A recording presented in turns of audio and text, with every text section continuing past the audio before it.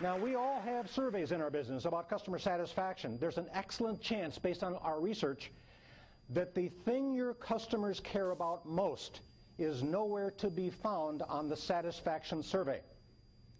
This gives us an opportunity for improvement. So remember, we're looking at customer desired outcomes, the things they care about most. We can think about service as helping others, and we might have consensus on that. That would be the good news.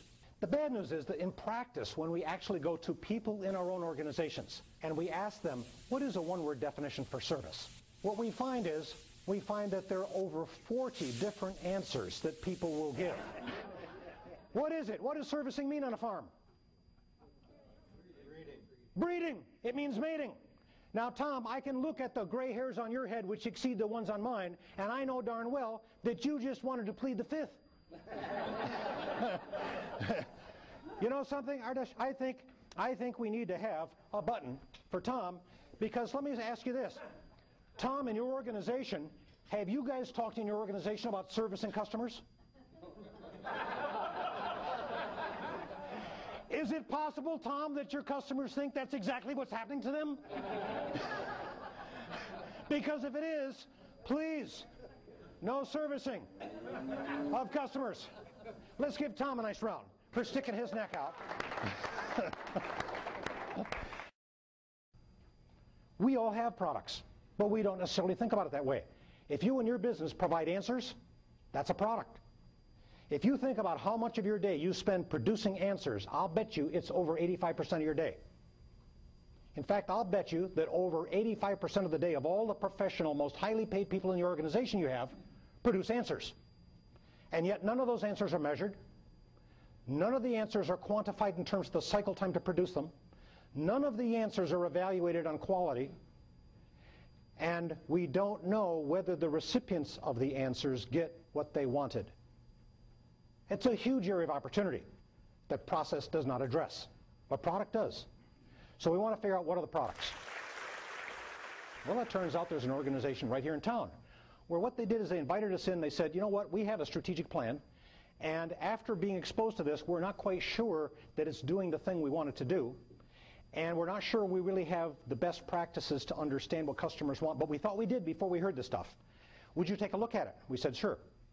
So after looking at it and having some discussion, they decided they wanted to have all of their management spend 2 days with us. And during that 2 days, what we did was we revised the strategic plan with their whole management team.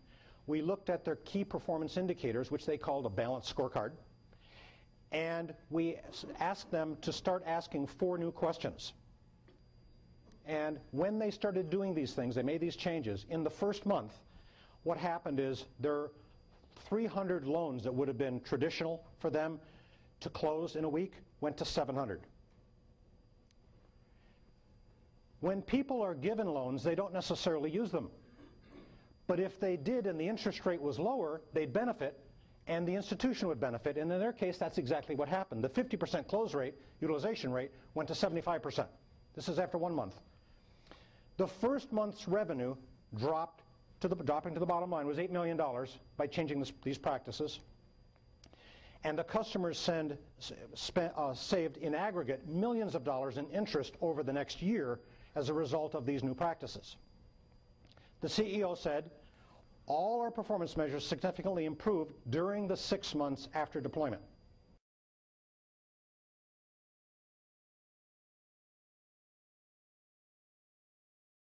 So to sum up, here's what we could say. If we're using producer-centered thinking, there's an excellent chance we're working like mad on processes, producing products that have wonderful capabilities for customers we have not differentiated, producing outcomes we've neither articulated nor measured. And that would be the future. Other than that, it's a great idea. However, if we used customer-centered thinking, we might start with the outcome in mind first, figure out who exactly are the end users, brokers, and fixers of specific products, what expectations do they have, and now create fast cycle processes so we can grow the business. And I think that's what this is all about, is celebrating the focus on customers.